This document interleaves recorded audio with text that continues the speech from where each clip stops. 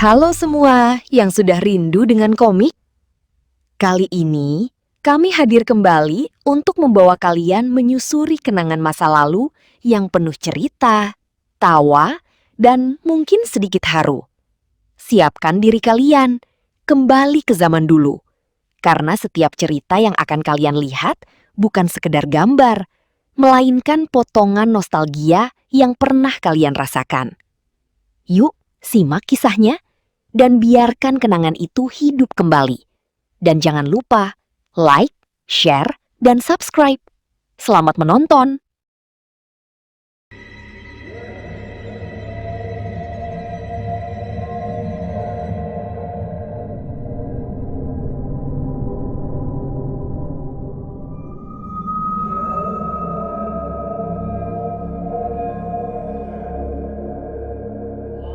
Kabut turun lebih cepat dari biasanya sore itu. Langit yang tadinya cerah mendadak berubah kelabu, seolah ada sesuatu yang sengaja menutup cahaya. Raka dan 3 temannya, Dimas, Ardi, dan Fajar, berhenti sejenak di jalur pendakian yang... "Ini jalurnya benar kan?" tanya Fajar dengan nada ragu. Raka mengangguk, walau dalam hatinya sendiri mulai muncul keraguan. Sejak awal, warga desa di kaki gunung sudah memperingatkan mereka agar tidak masuk ke area hutan sebelah timur. Katanya, hutan itu bukan sekedar lebat, tapi punya penjaga. Banyak pendaki yang masuk ke sana tidak pernah kembali, atau kembali dalam kondisi linglung tanpa ingatan. Namun, rasa penasaran dan kepercayaan diri yang berlebihan membuat mereka mengabaikan peringatan itu. Perjalanan berlanjut. Semakin masuk ke dalam, pepohonan semakin rapat dan tinggi menjulang. Cahaya matahari hampir tak mampu menembus kanopi daun di atas mereka. Suasana menjadi sunyi, terlalu sunyi. Bahkan suara serangga atau burung pun tidak terdengar. Tiba-tiba terdengar suara langkah kaki di belakang mereka. Mereka berhenti bersamaan. Suara itu ikut berhenti. Dimas menoleh cepat, tapi tidak ada siapapun di sana. Hanya deretan pohon gelap dan bayangan yang seolah bergerak pelan. "Perasaan gue, kita diikutin," bisik Ardi.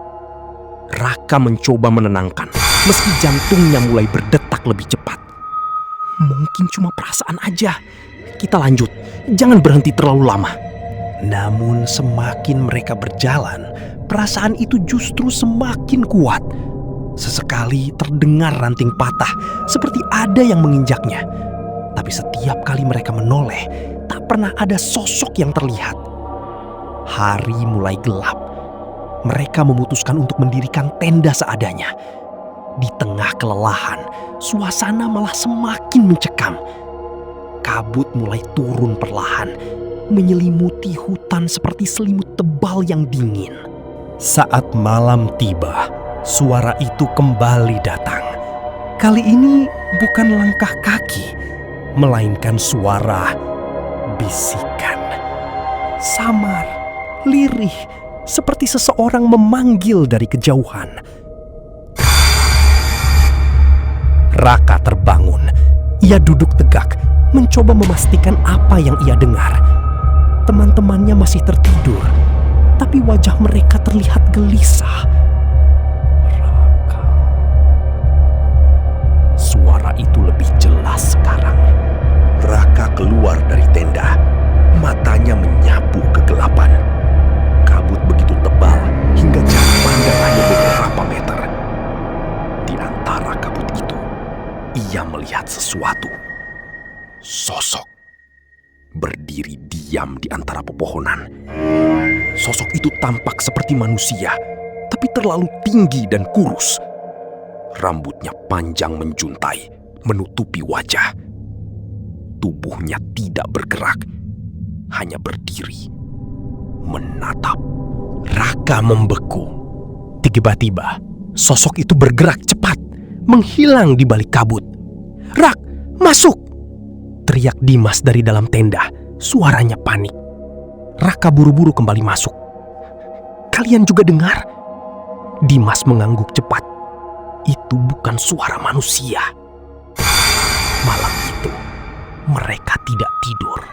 Bisikan terus terdengar, berpindah-pindah arah. Kadang dari kiri, kadang dari belakang, bahkan seperti dari dalam kepala mereka sendiri. Fajar mulai menangis pelan, sementara Ardi memeluk lututnya, gemetar. Pagi datang, tapi tidak membawa ketenangan. Saat mereka mencoba kembali ke jalur semula, mereka menyadari sesuatu yang membuat darah mereka dingin. Mereka kembali ke tempat yang sama. Pohon besar dengan akar berbentuk seperti tangan yang mereka lewati kemarin muncul lagi di depan mereka. "Ini nggak mungkin," gumam Raka. Mereka mencoba arah lain, berjalan berjam-jam, tapi selalu berakhir di titik yang sama. Seolah-olah hutan itu memutar mereka. Hari kedua berlalu tanpa hasil. Persediaan mulai menipis. Rasa panik berubah menjadi keputusasaan. Di malam kedua, hal yang lebih buruk terjadi. Fajar menghilang. Awalnya mereka mengira Fajar hanya pergi sebentar. Tapi setelah dipanggil berkali-kali tanpa jawaban, mereka sadar ia tidak ada lagi. Yang tersisa hanya jejak kaki yang berhenti tiba-tiba di tanah kosong dan suara tawa kecil yang terdengar dari balik pepohonan. Dimas mulai histeris. Ardi hanya diam dengan tatapan kosong. Raka berusaha tetap berpikir jernih, tapi ketakutan mulai menggerogoti pikirannya. Malam ketiga, mereka mendengar suara Fajar. "Rak, tolong."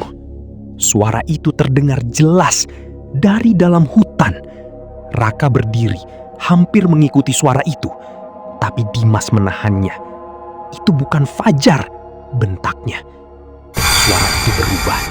Dari memohon menjadi tawa yang melengking, tidak manusiawi. Saat itu mereka sadar, apapun yang ada di hutan itu sedang bermain dengan mereka.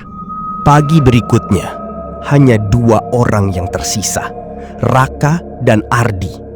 Dimas ditemukan terbaring tak bernyawa beberapa meter dari tenda, dengan wajah penuh ketakutan. Matanya terbuka lebar, seolah melihat sesuatu yang tak seharusnya dilihat manusia. Ardi sudah kehilangan akal sehat. Ia terus tertawa tanpa henti, berjalan tanpa arah hingga akhirnya menghilang di balik kabut. Raka kini sendirian. Dengan sisa tenaga dan harapan, ia terus berjalan tanpa tahu arah. Hingga akhirnya ia menemukan jalan keluar.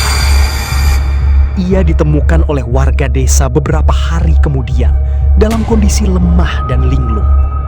Namun ada yang aneh. Raka tidak bisa mengingat apapun tentang kejadian di dalam hutan. Setiap kali ditanya, ia hanya mengulang satu kalimat dengan suara pelan. "Jangan masuk. Mereka tidak suka diganggu." Sejak saat itu, hutan di sisi timur gunung itu benar-benar ditutup. Tak ada lagi pendaki yang berani masuk. Namun sesekali, saat kabut turun dan malam menjadi terlalu sunyi, warga desa mengaku masih mendengar suara langkah kaki, dan bisikan pelan yang memanggil nama dari dalam hutan terlarang. Beberapa minggu setelah ditemukan, Raka masih belum benar-benar pulih. Tubuhnya memang sudah kembali kuat, tapi pikirannya seperti terjebak di suatu tempat yang tak bisa ia jangkau. Ia sering terbangun di tengah malam dengan napas terengah, matanya menatap kosong ke sudut kamar, seolah melihat sesuatu yang tak terlihat oleh orang lain.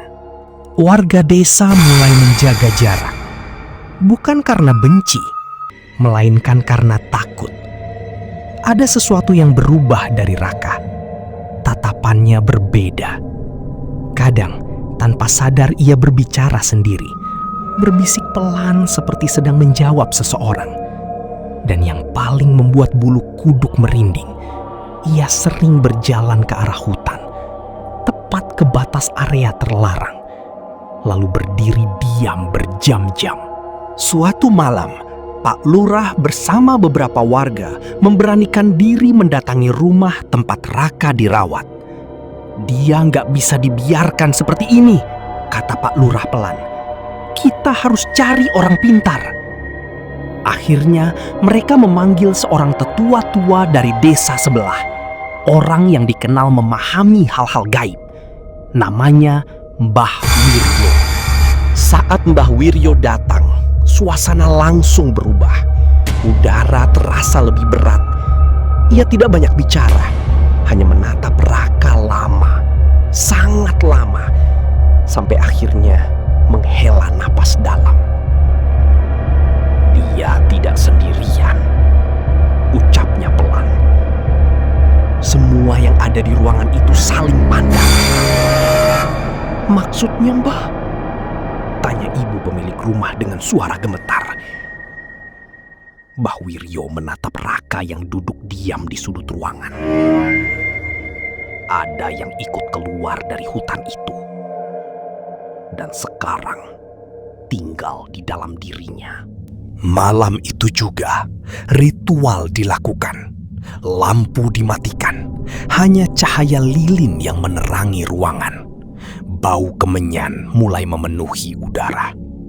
Raka duduk di tengah, dikelilingi oleh beberapa orang yang membaca doa. Awalnya tidak terjadi apa-apa, hingga tiba-tiba Raka tertawa.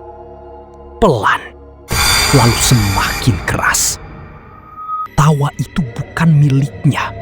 Suaranya berubah, lebih dalam, serak, dan penuh kebencian. "Kalian terlambat," katanya dengan kepala tertunduk. Semua orang mundur ketakutan. Mbah Wiryo tetap duduk tenang, meski keringat mulai mengalir di dahinya. "Kembalilah ke tempatmu," ucapnya tegas. Raka mengangkat kepala.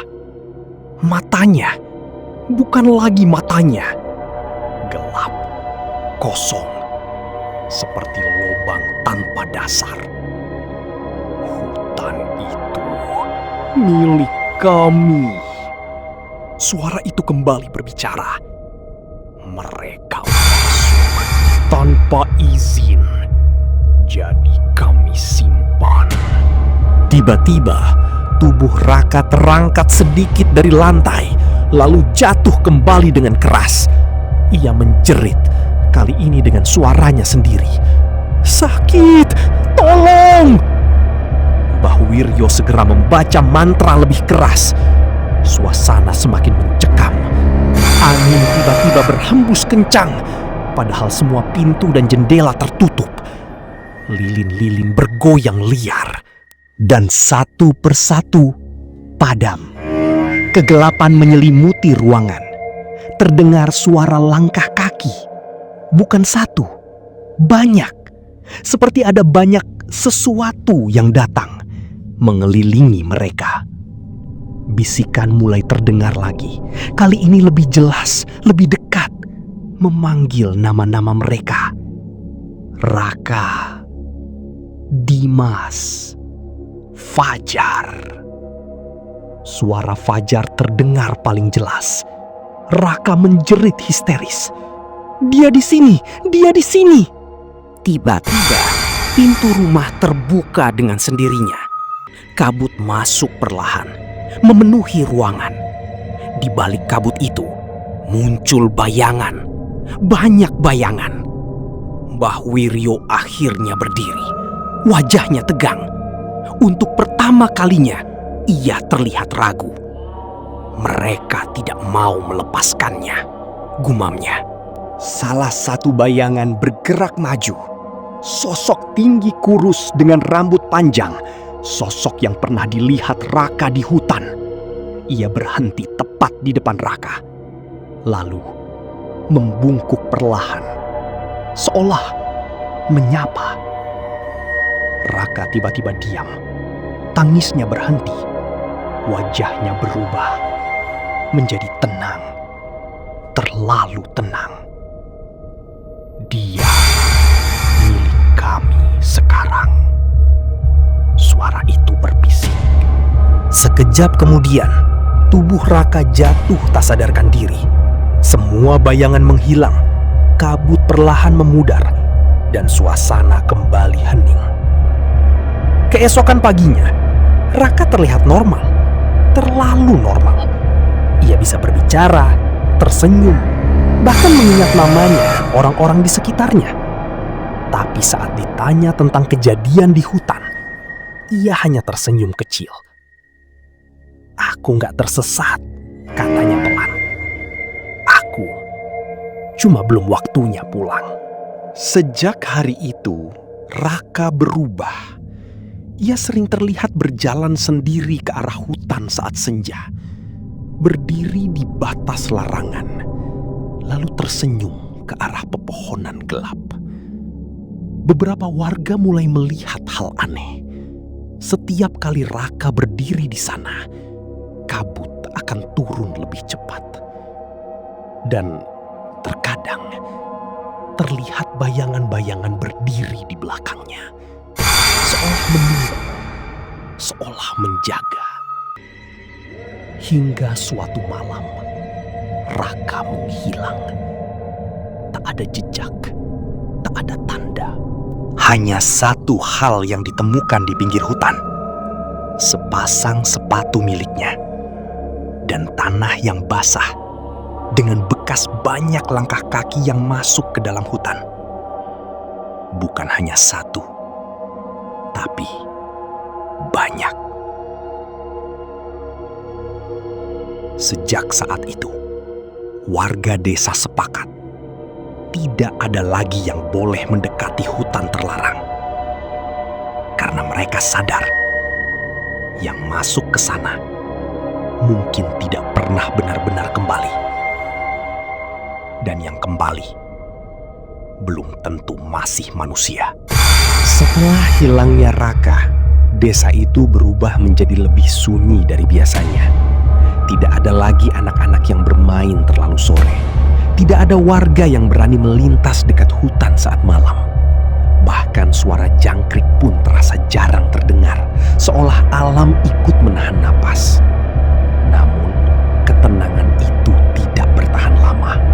Beberapa hari setelah Raka menghilang, kejadian aneh mulai terjadi. Seorang warga bernama Pak Hendra mengaku melihat sosok berdiri di depan rumahnya tengah malam. Saat itu hujan turun deras dan listrik padam. Ia terbangun karena mendengar suara langkah kaki di halaman. Awalnya ia mengira itu pencuri, tapi saat mengintip dari jendela, ia melihat sosok itu diam, basah kuyup, dan menatap lurus ke arah rumahnya. Saat petir menyambar, wajah sosok itu terlihat jelas. Itu Raka, namun ada yang salah. Kulitnya pucat, matanya gelap, dan senyumnya terlalu lebar. Pak Hendra langsung menutup jendela dan bersembunyi. Ia tidak berani membuka pintu, meskipun suara ketukan mulai terdengar perlahan. Tok, tok, tok. Pak, buka, saya tersesat. Suara itu lembut, persis seperti suara Raka dulu. Tapi Pak Hendra ingat pesan Mbah Wiryo. Kalau dia datang mengetuk, jangan pernah dibuka. Ketukan itu berlangsung lama, hampir 1 jam. Sampai akhirnya berhenti sendiri. Keesokan paginya, Pak Hendra memberanikan diri membuka pintu. Tidak ada siapa-siapa. Tapi di tanah depan rumahnya ada jejak kaki. Banyak. Dan semuanya mengarah ke pintu rumahnya. Kabar itu cepat menyebar ke seluruh desa. Beberapa warga lain mulai mengalami hal serupa. yang mendengar namanya dipanggil dari luar rumah saat malam. Ada yang melihat bayangan berdiri di bawah pohon. Bahkan ada yang mengaku melihat sosok Raka berjalan di pinggir hutan bersama sesuatu yang desa itu perlahan diliputi ketakutan. Mbah Wiryo kembali dipanggil. Kali ini wajahnya terlihat lebih serius dari sebelumnya. Ini bukan lagi soal satu orang, katanya pelan. Ini sudah jadi jalan. Jalan? Tanya Pak Lurah bingung. Mbah Wiryo. Semua orang terdiam. Dan Raka sudah jadi bagian dari mereka. Suasana menjadi semakin mencekam ketika malam tiba. Warga mulai menutup rapat pintu dan jendela sebelum maghrib. Tidak ada lagi yang berani keluar rumah. Bahkan lampu-lampu dipadamkan lebih awal, berharap tidak menarik perhatian sesuatu dari luar. Namun, itu tidak cukup. Karena malam itu, suara ketukan terdengar di hampir setiap rumah. Tok, tok, tok. Serempak, pelan tapi jelas. Dan di setiap rumah, suara yang sama terdengar. Buka, aku pulang. Tangisan mulai terdengar dari dalam rumah-rumah warga. Beberapa orang hampir membuka pintu karena tidak tahan, terutama saat suara itu berubah menjadi suara orang yang mereka kenal. Anak, saudara, bahkan orang tua yang sudah lama meninggal. Mbah Wiryo berkeliling desa sambil membawa obor dan membaca doa keras-keras. "Jangan dibuka!" teriaknya. "Apapun yang kalian dengar, jangan percaya!" Ketukan itu berlangsung sepanjang malam, dan saat fajar tiba, desa kembali sunyi. Terlalu sunyi. Namun ketenangan itu kembali pecah ketika satu rumah ditemukan dalam keadaan terbuka. Rumah milik seorang pemuda bernama Ilham. Ia tinggal sendiri.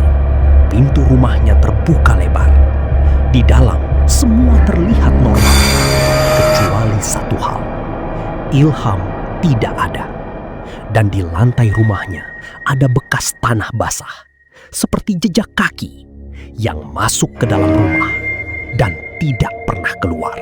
Sejak saat itu, satu persatu warga mulai menghilang. Selalu dengan pola yang sama. Malam hari, ketukan di pintu, lalu lenyap tanpa jejak. Desa itu kini tidak lagi sekedar takut. Mereka tahu sesuatu yang lebih besar sedang terjadi. Hutan itu tidak hanya menyesatkan pendaki, ia mulai menjemput. Dan yang paling mengerikan, beberapa warga mulai melihat sesuatu di pinggir hutan saat kabut turun. Sosok-sosok berdiri berjajar, diam, menatap ke arah desa. Jumlahnya semakin banyak setiap malam. Dan di barisan paling depan, berdiri Raka. Dengan senyum yang tidak pernah hilang dari wajahnya. Seolah sedang menunggu waktu yang tepat untuk membawa seluruh desa masuk ke dalam hutan terlarang. Desa itu akhirnya sampai pada titik di mana rasa takut berubah menjadi pasrah. Setiap malam jumlah rumah yang kosong bertambah. Tidak ada lagi teriakan histeris, tidak ada lagi tangisan keras seperti sebelumnya. Warga yang tersisa hanya saling menatap dengan mata lelah, seolah sudah tahu bahwa giliran mereka hanya tinggal menunggu waktu. Pak Lurah berdiri di balai desa yang kini hampir kosong. Dahulu tempat itu selalu ramai, penuh suara tawa dan obrolan. Sekarang hanya sunyi dan dingin. Kita tidak bisa terus seperti ini, ucapnya lirih. Di depannya hanya tersisa beberapa orang, termasuk Pak Hendra dan Mbah Wiryo. Wajah mereka penuh kelelahan, tapi juga tekad yang mulai muncul di balik ketakutan. Mbah Wiryo menunduk lama sebelum akhirnya berbicara. Masih ada satu cara, tapi risikonya besar. Semua menatapnya. Kita harus menutup jalan itu, lanjutnya. Dan untuk itu, kita harus masuk ke dalam hutan. Kalimat itu membuat suasana langsung membeku. Masuk ke hutan terlarang, sama saja seperti menyerahkan diri. Tapi kalau kita tidak lakukan, kata Pak Hendra dengan suara serak, desa ini akan habis. Tak ada yang menyangkal. Sesampainya di batas, Mbah Wiryo berhenti. Kalau kalian melihat apapun, jangan terpancing, katanya pelan. Ingat tujuan kita. Mereka mengangguk, lalu melangkah masuk. Begitu melewati batas itu, suasana langsung berubah. Udara menjadi lebih dingin, sunyi menjadi lebih dalam, dan kabut terasa hidup. Langkah demi langkah mereka telusuri. Hutan itu seolah tidak berujung. Tapi kali ini, mereka tidak tersesat. Seolah-olah mereka sedang dituntun. Hingga akhirnya, mereka sampai di sebuah tempat terbuka di tengah hutan. Dan di sanalah mereka melihatnya. Puluhan, mungkin ratusan sosok berdiri diam. Warga desa yang hilang, termasuk Ilham, termasuk Dimas, termasuk Fajar, dan Raka. Mereka berdiri berjajar menghadap ke arah 3 orang yang baru datang. Wajah mereka kosong, tapi mata mereka seperti menyimpan sesuatu yang dalam. Sedih, seolah mereka ingin pulang, tapi tidak bisa. Pak Hendra langsung jatuh berlutut saat melihat Ilham di antara mereka. Air matanya jatuh tanpa bisa ditahan. "Itu anakku," bisiknya hancur. Mbah Wiryo melangkah maju meski tubuhnya gemetar. "Aku datang untuk menutup jalan ini," ucapnya lantang, mencoba tegar. Tiba-tiba, sosok Raka melangkah keluar dari barisan. Ia berjalan perlahan mendekat. Wajahnya masih dengan senyum itu, tapi kali ini matanya berbeda. Ada sesuatu di sana. Kesedihan. "Kenapa kalian kembali?" katanya pelan. Suara itu bukan sepenuhnya suara asing lagi. Seperti Raka yang tersisa. Pak Lurah menatapnya dengan mata berkaca. "Kami datang untuk menjemput kalian pulang." Raka terdiam.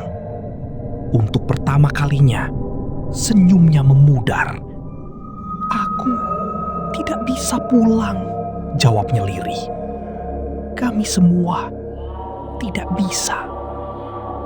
Suasana menjadi semakin sunyi.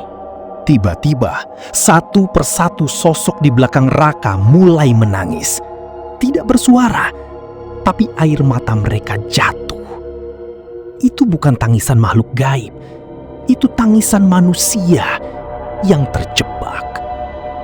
Mbah Wiryo mulai membaca doa dengan suara bergetar. Ia tahu ini saatnya. Udara bergetar, kabut berputar, panah di bawah mereka seperti hidup. Sosok-sosok itu mulai mundur perlahan, kecuali Raka.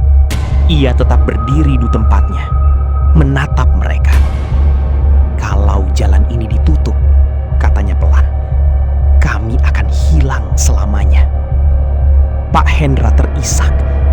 "Lebih baik begitu daripada kalian tersiksa seperti ini." Raka menunduk, air mata jatuh dari matanya. "Aku takut," bisiknya. Kalimat itu menghancurkan semua yang ada di sana. Mbah Wiryo menghentikan bacaannya sejenak. Ia menatap Raka, lalu berkata pelan, "Kadang, melepaskan adalah satu-satunya cara untuk benar-benar pulang." Raka menutup matanya, menghela napas panjang, lalu mengangguk pelan. "Jangan lupakan kami," katanya lirih. Mbah Wiryo kembali melanjutkan doa. Kali ini lebih kuat, lebih tegas. Angin berputar semakin kencang. Kabut menelan semua yang ada. Cahaya samar muncul dari tanah. Satu persatu, sosok-sosok itu mulai menghilang. Perlahan, seperti debu yang diterbangkan angin. Pak Hendra berteriak memanggil nama anaknya, tapi sosok itu hanya tersenyum sebelum lenyap. Raka adalah yang terakhir. Ia menatap mereka untuk terakhir kalinya. Senyumnya kini berbeda. Bukan lagi menyeramkan, tapi damai. "Terima kasih," bisiknya. Dan dalam sekejap, ia pun hilang. Kabut menghilang. Angin berhenti. Hutan kembali sunyi. Benar-benar sunyi. Mbah Wiryo jatuh terduduk, kelelahan.